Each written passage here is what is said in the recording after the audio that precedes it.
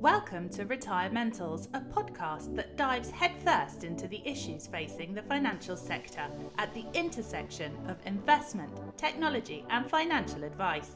Hosted by Abraham Okusanya, you can expect raw honesty, critical analysis and energetic interviews.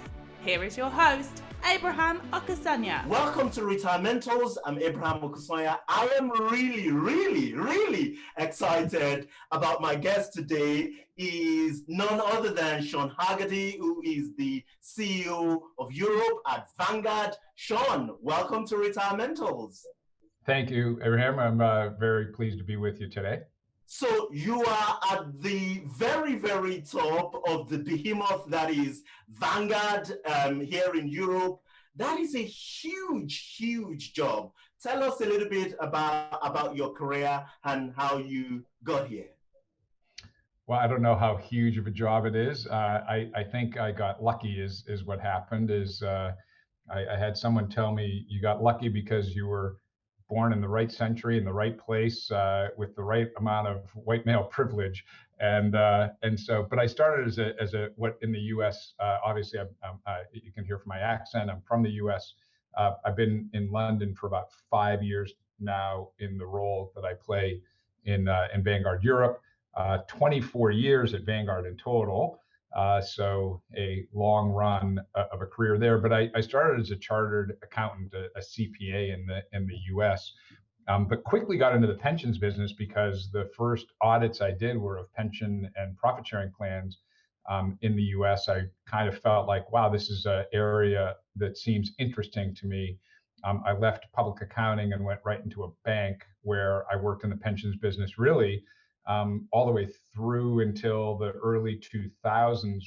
After I was at Vanguard a few years, Vanguard's a place that believes in rotations. And so I went from working with pensions clients to running marketing at Vanguard for quite a while, which was a very big departure for me. Then ran corporate strategy at Vanguard for some amount of time. And then immediately before I came to London, I had the privilege of leading the team that does product at Vanguard globally. And that includes all of the launching of funds and ETFs and the oversight of Vanguard's investment managers, both internal to Vanguard and external to Vanguard. I mean, I think we might get into this a little bit later, but Vanguard has a large stable of sub-advisors that manage money largely in the active space for Vanguard funds. So that's my career in a nutshell. That's an incredible journey. And I'm sorry, I have to ask you this, late Jack Bogle, legendary Jack Bogle is a huge hero of mine, and I'm sure of many other people out there. Did you get to walk up close to him, and what was that like? I started at Vanguard in 1997. It was actually the year after he officially retired from the management team, although he worked in the same building I worked in for several years. And I had the good fortune of being able to meet him. And because he had an interest in Vanguard and I had an interest in chatting with him about all of his thoughts and ideas, we had lunch periodically every year that I was at Vanguard up until the year I left for the UK. So I would say I really had an opportunity to understand his rationale and his thinking, which helped inform the way I tried to turn up as a professional at Vanguard. And honestly, what I showed to him was gratitude because I thought investors, employees, and me personally really benefited from his vision and amazing power of single-minded purpose that he had for, like 80 odd years. So quite a remarkable individual, and I was privileged to get to know him. Just incredible. So let's move on. So give us a little bit of an overview of Vanguard's business in Europe today. I know you look after the UK, but there is a bigger picture beyond the UK as well. Give us an insight to that. Sure. Well, I worked in the U.S. business for 19 years before I came to Europe, and I would say that the businesses aren't that different today between what we always set out to do in the U.S. and what we're setting out to do in Europe, and that is that we primarily serve end investors, and we do that either directly or mostly through financial advisors. That's the biggest part of our business in the U.S.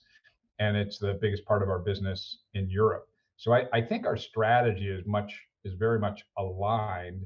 It's just that we've been in the U.S. for a lot longer, have more brand there, and the U.S. is just this gargantuan market. So you talk about us being huge in Europe, but we're not relative to the U.S. because I think we're probably starting to approach about 300 billion USD in the European market, but we're well over 7 trillion in the US. So it still feels kind of like, it feels to me like Vanguard felt to me in the US in 1997 when I joined.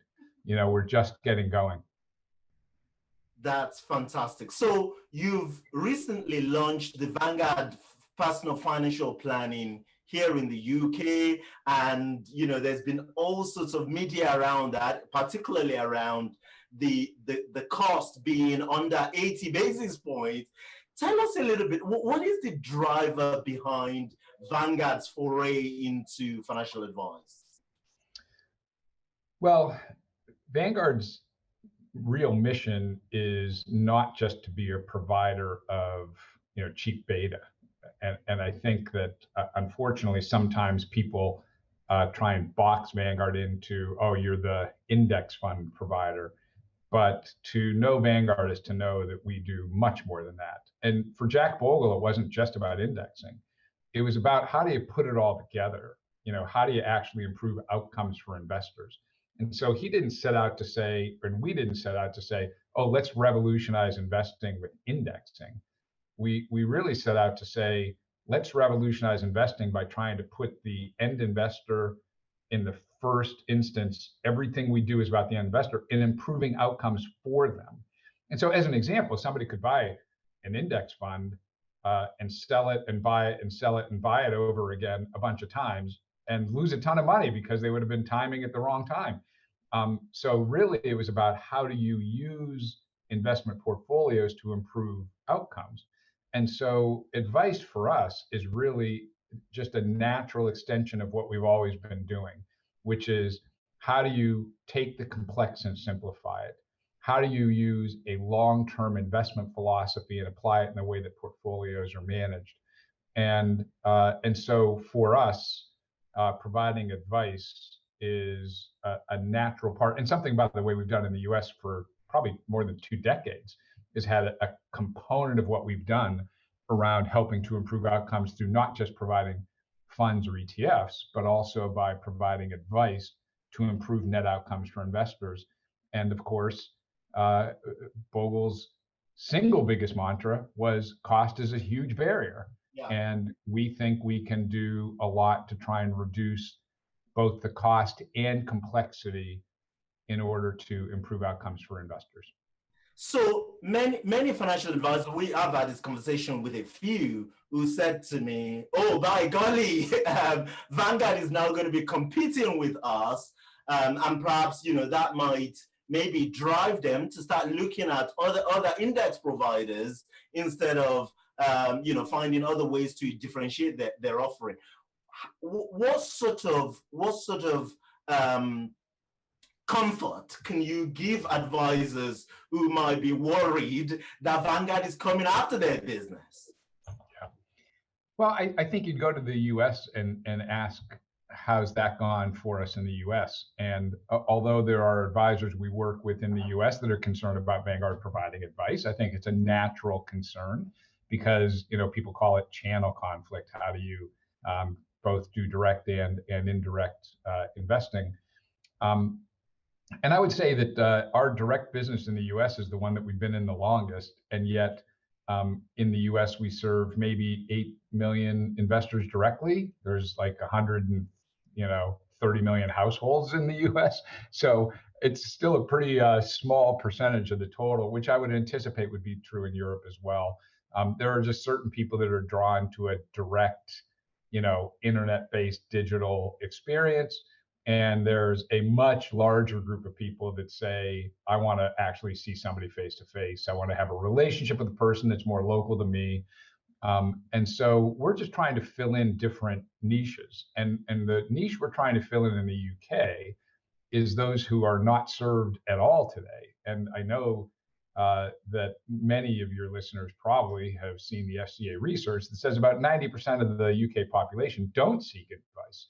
And so what we're hoping to do is actually expand the entire market by demonstrating to people that advice, can be valuable. And our hope is that in doing so, and I think this is a really important point, we work better with advisors than anybody else because we think we understand their customers better, because we serve individuals directly. And by serving individuals directly, by providing advice to individuals directly, we think we can do more to help advisors to improve net outcomes for their clients and expand their practice. And our view is that what we've done in the US is we've expanded the pie for the entire industry. We think the industry in the UK is too small. We think there are too many people who are not participating in the capital markets. We think part of that is because we're not giving them a good offer. And we think we can help to improve the entire industry. And I know that sounds maybe immodest, but we have at least a track record in the US of, I think, attracting competitors, helping advisors, doing things that helped build better net outcomes for investors. That attracts more investors into the industry. That makes all of us stronger within the industry. This is fantastic, and obviously music to my ears, on this, because I've always felt that, so I want to make a point and then I'll ask, there is a question, trust me, but I want to make I've always felt that, as you said earlier on, Vanguard is big and bold, in the US. And until recently, I felt that, and this is not a criticism to your predecessors, that Vanguard has kind of tiptoed around the UK and Europe until recently. You came in with a platform with the financial planning business and all that stuff. Okay, so my question then is, now you've got a retail platform. You've clearly got the most, the building blocks in terms of ETFs and index fund, and we can talk about active in a stack. You've now got the planning, the advice business, I would say, by the side.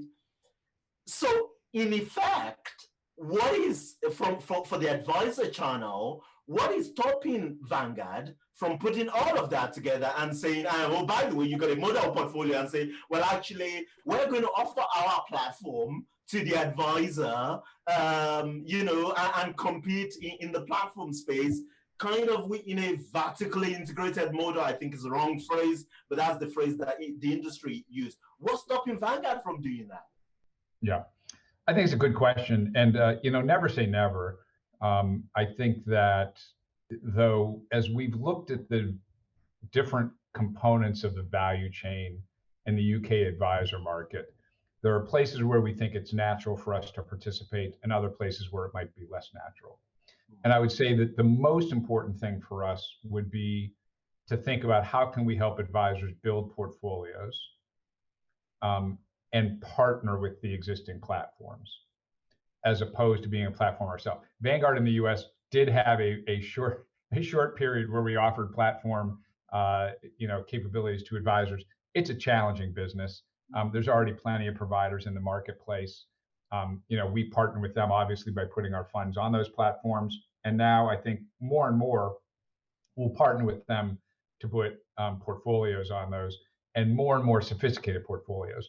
We have, again, this is it's a two-punch thing. We have really terrific funds and ETFs, but we have amazing capabilities on portfolio construction, as you can see in some of our multi-asset funds. But we know that not all clients are appropriate in a multi-asset fund. For those clients, what else can we do for them? And we think there's a lot we can do there. The second piece of that, and it's not now, but I think it will be in the future, is we're building really sophisticated digital tools for financial planning and advice. And could we find ways to put some of those tools onto some of the UK platforms for use by advisors? That's something that's not now. It's we'll see.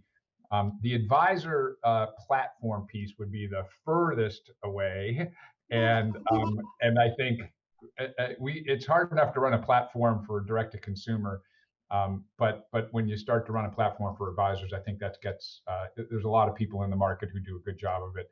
We'll just partner with them. That said, one of the things I'm really interested in is who wants to partner with us in a way where we can streamline something that decreases the overall cost. Because, you know, my belief is that the next 10 years, the returns in the capital markets will be muted. We know that the fixed income returns are going to be low because, you know, the current kind of 10-year yield is probably what you're going to get over the next 10 years. That's the best predictor of fixed income returns. We know that the equity markets are probably pretty well valued, and valuations, starting point valuations, are a big indicator of future returns. And so let's say our best case is that the UK, you know, investor might get about a 5% return. And if we still charge 2% across the entire value chain, that's taking 40% of the return for the industry and only giving 60% of the return to the investor, and they take all of the capital risk. And so I think it's imperative that we as an industry start to think about how can we use digital technologies to start to drive the cost down. And by doing so, and I think this is the really important thing, we increase the pie. So we're going to have appropriate margins within our businesses because we're going to start to scale and have more clients to serve because we're charging less and getting them better returns. I think that is the flywheel that we have to start building as an industry. Decrease the cost, increase the returns for investors. It attracts more investors so we can still continue to generate new revenues and new profits to help fund and fuel future innovation, which reduces cost, which improves investor outcomes, and that flywheel starts to turn. When you said platform is further down the line in the chain, I don't know if anyone else on the call heard it. There was this massive, big sound, and that sound you heard is, you know, a lot of platform CEOs essentially breathing a sigh of relief. Wow. Isn't coming into their market, you know, or, you know, maybe soon. But yeah, this conversation about expanding the pie. And I want to see to what extent you agree with this statement. You know, one of the criticisms of Vanguard's advice business, Vanguard Financial Planning, is that it's not independent, right? Because people who are going into that environment are going to end up with Vanguard funds on Vanguard platform and all that stuff. I get that. And then, of course, that, you know, it's digital, you know, telephone-based advice. When life gets complicated for most people, as it does, and they want to expand beyond just investing, they want to talk about, you know, deep conversation around taxation, inheritance tax, you know, estate planning, all of those stuff. This is when, you know, they might need other things beyond what Vanguard can offer. And so in my mind, I'm thinking of Vanguard's financial planning potentially as maybe, you know, call it R&D lab for some people who ultimately end up with a human face-to-face financial advice. How do you respond to that? I think that's fair. We do extensive market research to understand, you know, who are we going to reach. And remember, in our first instance, you know, what you see today is obviously the minimal amount of service we will ever provide to UK investors because it's day one. So we're going to naturally expand over time. But I can tell you as an example, when we do research, we know that there are many people who are interested in advice. The barriers for us would be any fees whatsoever. Some people just are not willing to pay anything. So even our 50 basis point fee can still be a barrier to some people. And the fact that it is all Vanguard product is another barrier. So we're trying to look at psychographic segments, Abraham, and say, like, where are the psychographic segments that we think we should play with respect to this? We think that's a different psychographic segment than want to talk to advisors, which is why we think that the channel conflict concern is overblown. I think the people that are going to come to us are a different cohort than those who want to go directly to a financial advisor. Will we have some overlap here and there? Yes, of course we will. That's just life. It's just the way that the world turns. But our belief is that we're going to really be attractive to those people who are really very reluctant to go get an advisor. And we can get them over a barrier of, okay, I like this because it's relatively straightforward and simple. And I think that for super high net worth people, yeah, they might say, I need to have a financial advisor.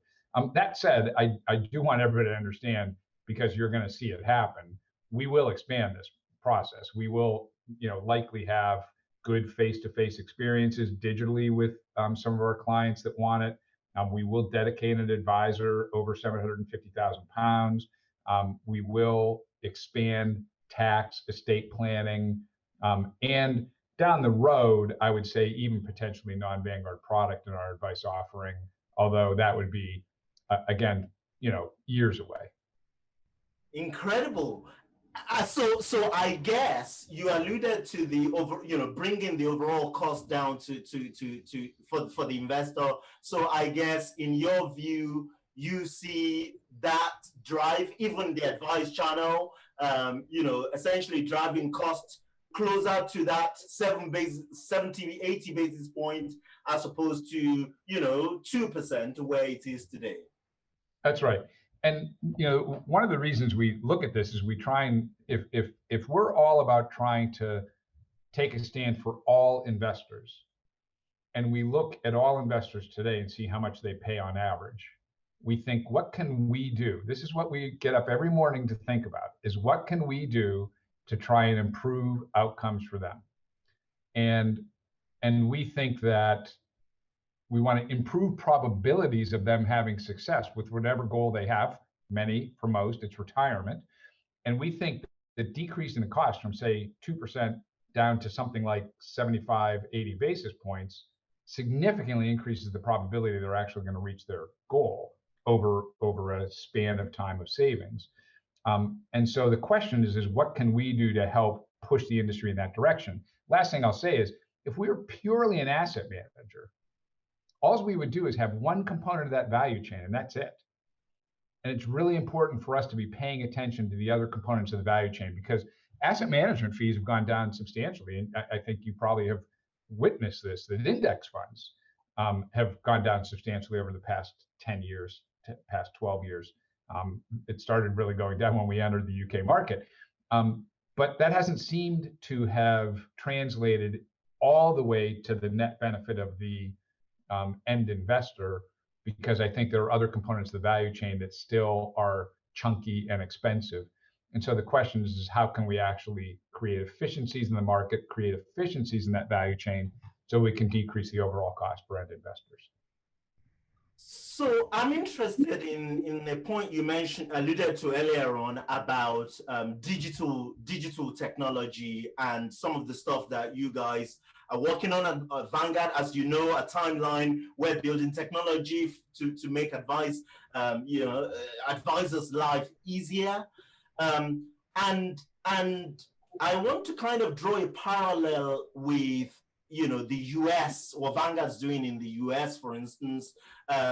You alluded to the point earlier on about Vanguard, temporarily or for some time being in the platform custody market and then exiting that market. But what we've seen recently is Vanguard investing in Altruist, which is another platform business. And so to me, do you feel that as part of this drive to provide digital technology to advisors, do you think that ultimately Vanguard is going to need to come to the market with their own platform for advice? Because I understand the argument of wanting to offer your own tools and technology to platforms, but what if they don't take you up on it? Well, I mean, that is an interesting question. And I think the question, I think that what will follow, and this is just part of the way you would think about corporate strategy, is there opportunities to partner in the market? If the market is dominated by a small number of really big platforms, there is some reason why they would try and shut somebody like Vanguard out. When you have a more competitive market and a lot of platforms that are more medium-sized serving advisors, it's more likely that we're going to find willingness to partner with us to try and help them build their business among advisors, because we hope that we can be a draw for the platform. I think the first platforms that start to get Vanguard technology are going to be those that I think do better with advisors. And so I think there's some incentive to want to work with us on that.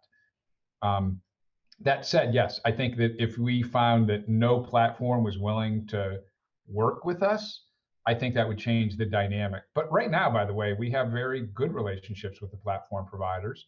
I think that there's ample reason to say that Vanguard model portfolios will be on those platforms over time, and that over time we'll start to think about adding our digital financial planning tools for voluntary use from the advisors who use those platforms.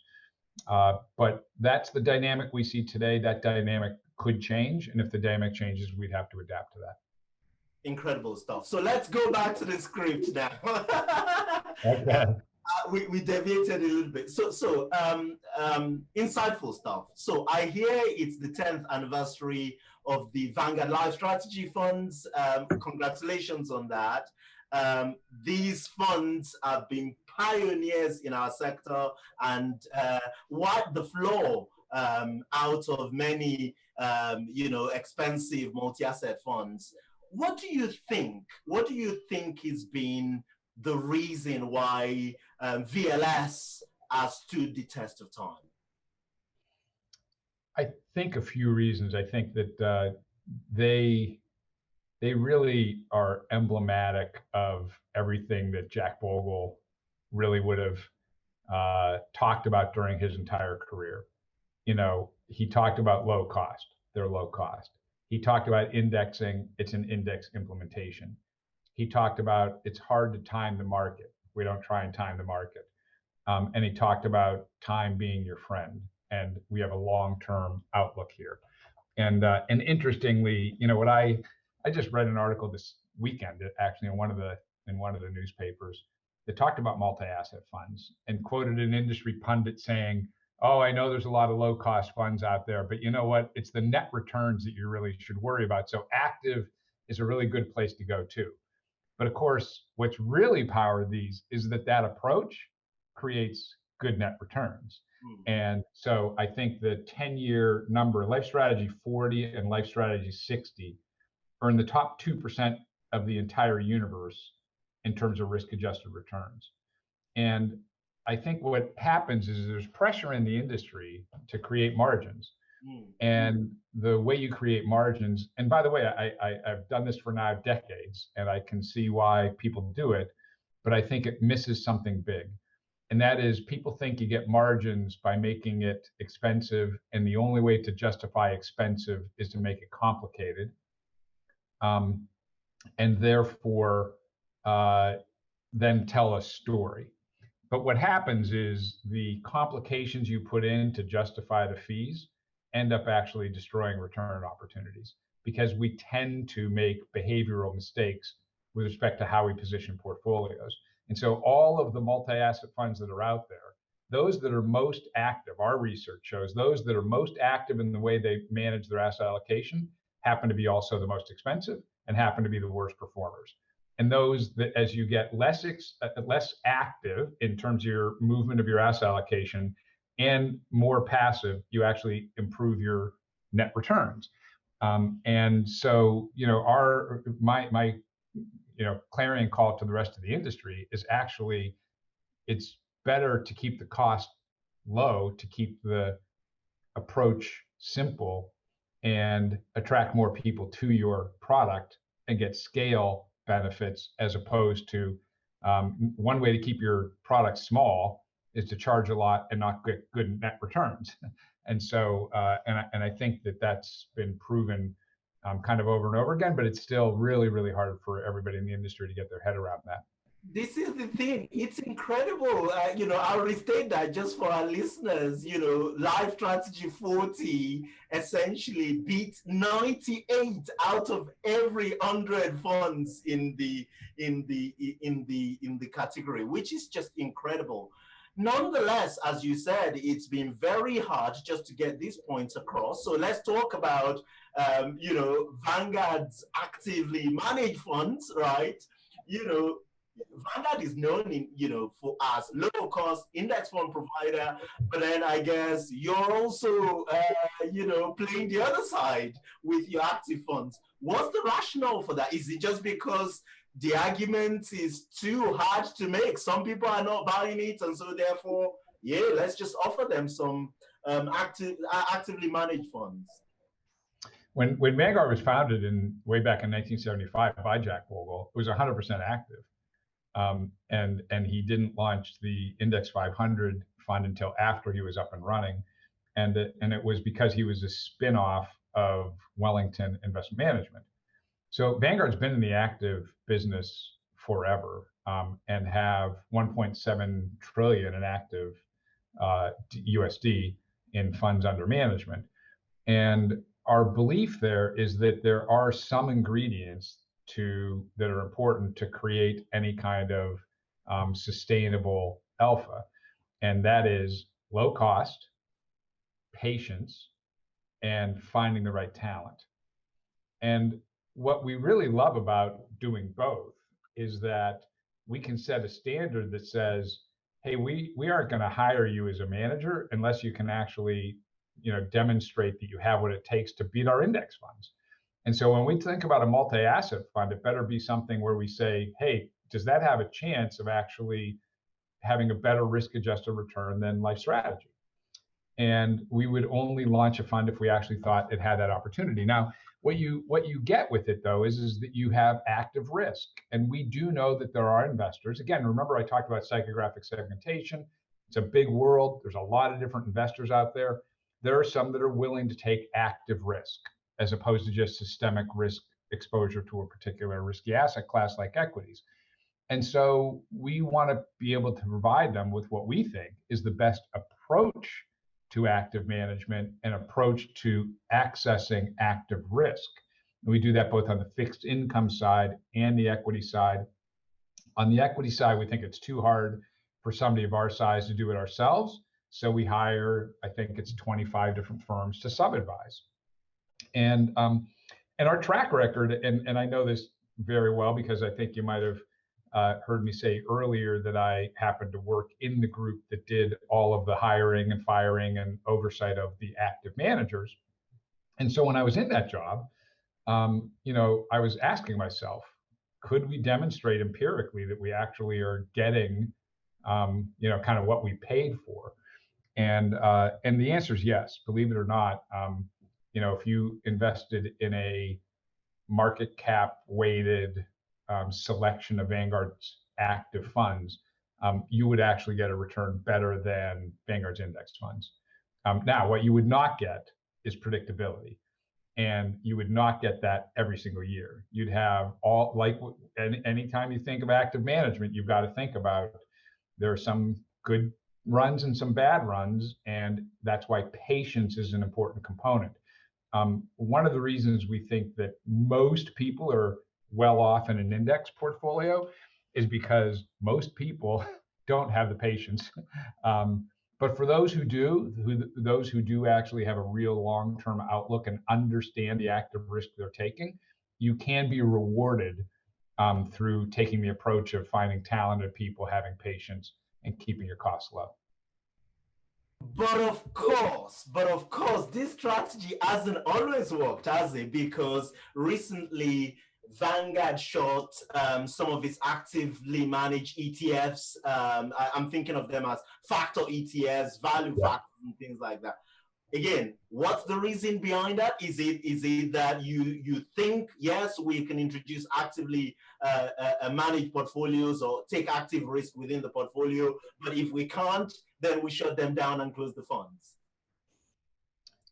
I think those funds had a little bit of a different story because there's all different flavors of active, as you know.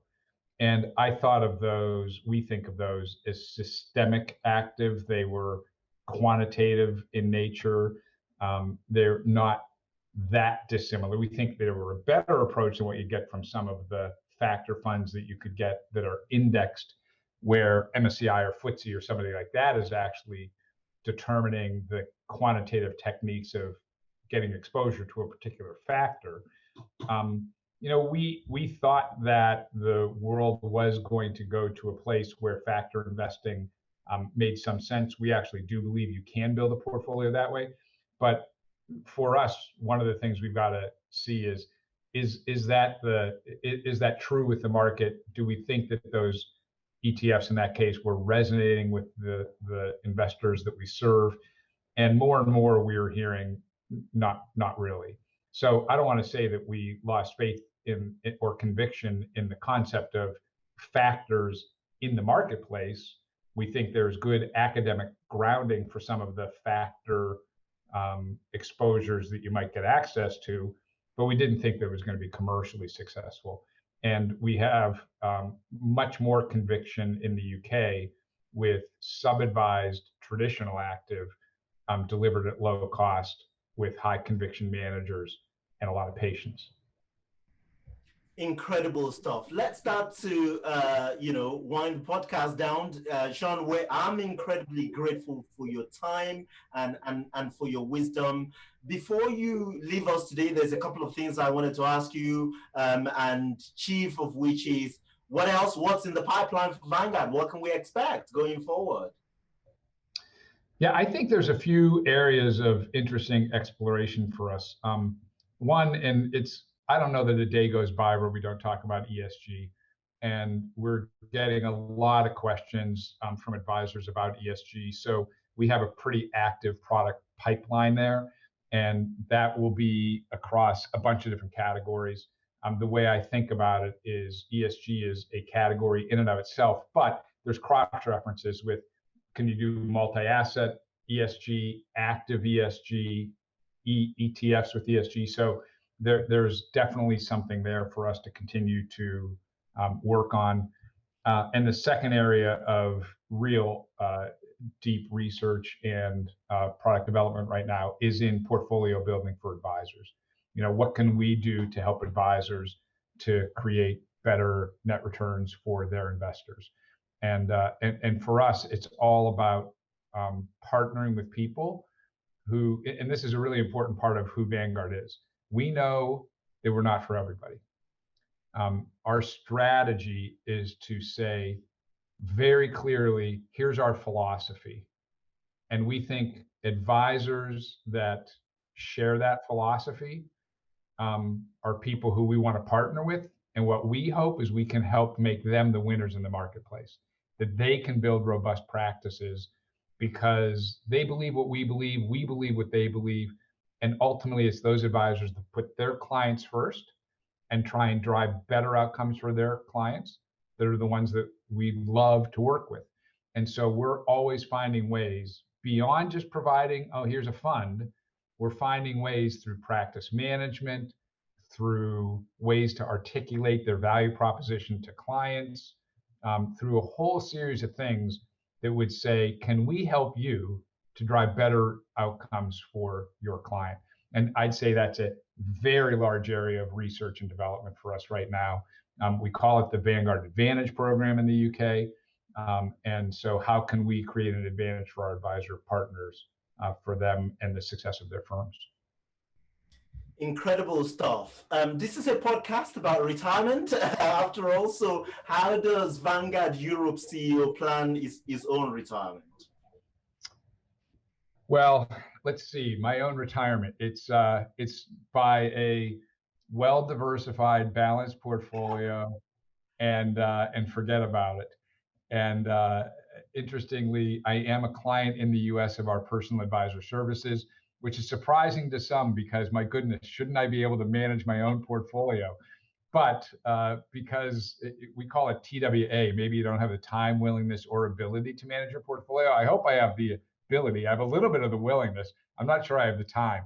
And since I've joined the Tax Alpha alone out of that service, because there is a good algorithm in the U.S. Most of my assets are in the U.S. Through our personal advisor services, and I pay for the entire fee. It's a lot less expensive to get advice in the U.S., by the way. Our personal advisor services fee is 30 basis points, and the underlying portfolio is about 10. So I'm paying about 40 basis points on all my assets, and they pay for the 40 basis points in Tax Alpha alone. That's incredible. That's what you pay for platform. Yeah. Incredible stuff. And finally, I promise, what are you reading? What are you streaming, Netflix or reading as a book currently? Oh boy, I've been reading on two big subjects, and probably too many. I read a lot of books. I've been reading a lot on ESG. So I'd recommend Bill Gates' book on climate change. I think that's an interesting read. And I think that we all need to lean into understanding what are the challenges of climate change in particular in the ESG realm, but also understanding ESG broadly. I've been reading research papers on ESG. So I think there's some interesting research you can find on what's going on there. And the second would be social justice. So I've been reading a lot about I think this past year, I hope, is a watershed moment for the world. It happened tragically through the killing of George Floyd, but I think that has created an opportunity for us to all get smarter about social justice movements across the globe.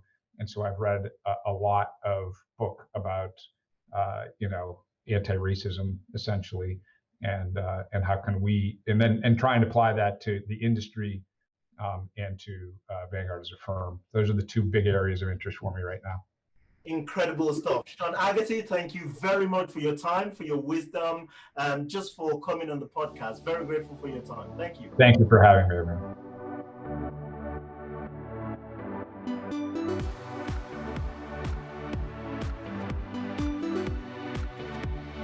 I'll be remiss if I don't thank my incredible team who worked very hard to put this program together, led by my producer, Hannah Dickinson. Thank you very much, guys. I'd like to thank our sponsors, Timeline App, the retirement planning software, and Batefolio, the high-tech, low-cost, flat-fee model portfolio manager.